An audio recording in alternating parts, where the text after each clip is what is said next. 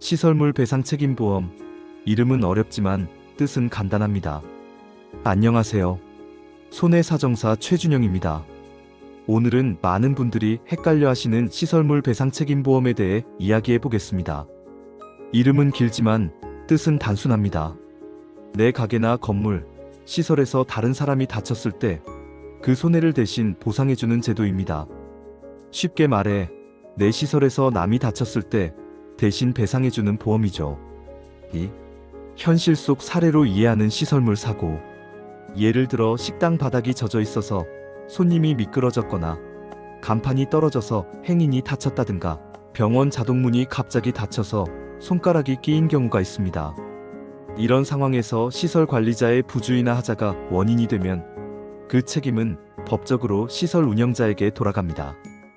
이런 사고가 바로 시설물 배상 책임보험의 적용 대상입니다. 3. 핵심은 관리상 과실입니다.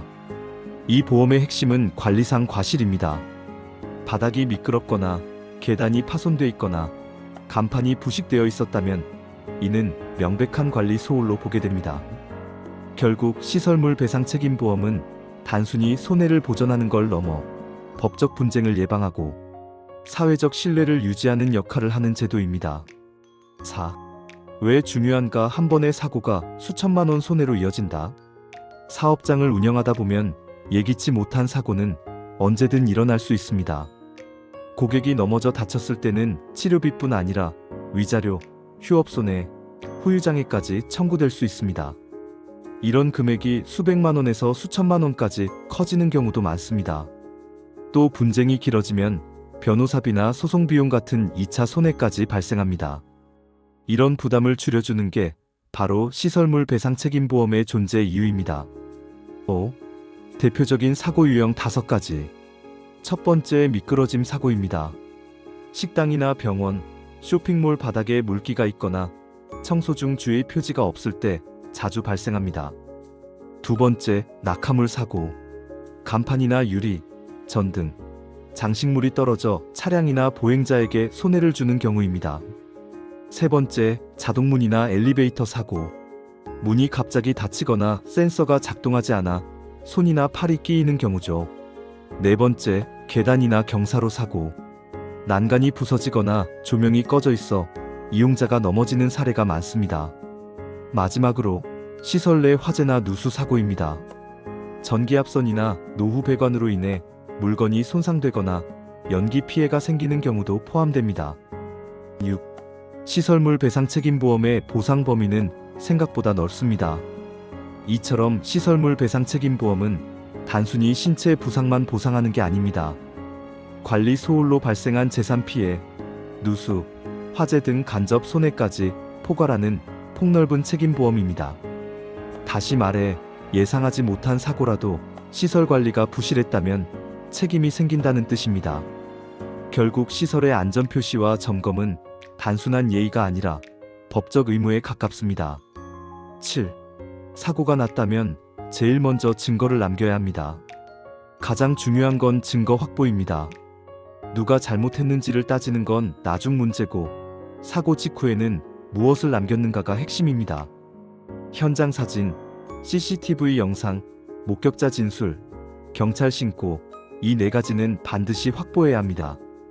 이게 책임을 판단하는 기초자료가 됩니다. 8. 관리 의무 위반 여부가 보상의 핵심 기준. 시설물 배상 책임보험에서는 관리자의 주의 의무가 중요합니다. 청소 표지판을 설치했는지, 정기 점검을 했는지, 사고 직전 환경이 어땠는지가 판단의 기준이 됩니다. 피해자에게도 과실이 일부 인정될 수 있는데 예를 들어 주의 표시를 무시하고 달리다 넘어진 경우라면 시설 70%, 피해자 30%씩으로 과실 비율이 조정됩니다. 그래서 사고 직후에는 감정적으로 대응하기보다 증거 확보, 기록, 보존, 전문가 상담 순서로 움직이는 게 가장 현명합니다. 9. 손해사정사의 역할, 객관적인 중재자.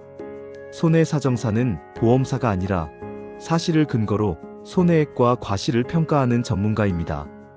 사고 장소, CCTV, 경고 표시, 미끄럼 방지 시설 여부 등을 확인해 누가 얼마만큼 잘못했는지를 분석합니다.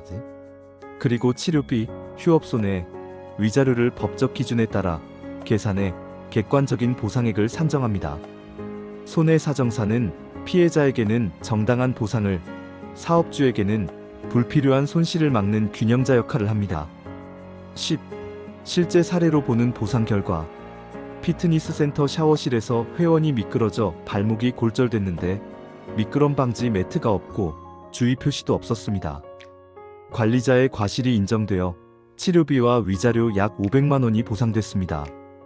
또 병원 자동문 끼임 사고에서는 센서 감도가 낮아 손가락이 끼었는데 시설 관리 소홀로 인정되어 치료비 전액이 지급됐습니다.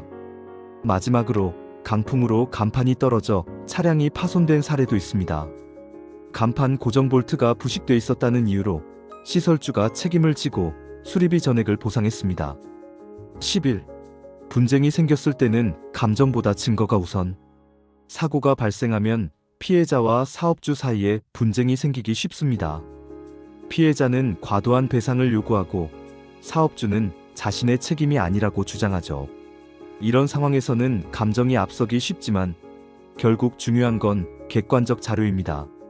손해사정사는 법적 기준에 따라 손해액을 계산하고 불필요한 다툼을 줄여줍니다. 피해자는 정당한 보상을, 사업주는 불합리한 책임을 피할 수 있게 됩니다.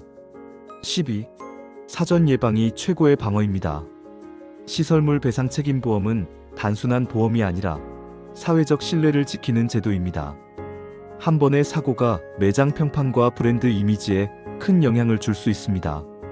평소 시설 점검과 기록을 습관화하고 사고 발생 시 빠르게 전문가의 조언을 구하는 것이 무엇보다 중요합니다. 13. 예방사고 보상. 3단계로 보는 시설물 관리 체계. 시설물 배상 책임보험은 예방, 사고, 보상의 3단계를 모두 포함하는 관리 체계입니다. 사고를 예방하는 것이 최선이고 만약 발생했다면 절차에 따라 투명하게 대응해야 합니다. 정확한 증거와 공정한 절차가 있다면 피해자도 사업주도 억울하지 않게 결과를 얻을 수 있습니다. 14. 시설물 배상 책임보험의 진짜 의미. 이것이 바로 시설물 배상 책임보험의 진정한 역할입니다. 지금 운영하고 계신 사업장이나 건물 혹은 관리 중인 시설이 있다면 오늘 내용을 꼭 기억해 두시기 바랍니다. 한 번의 대비가 수백만 원의 손해를 막을 수 있습니다.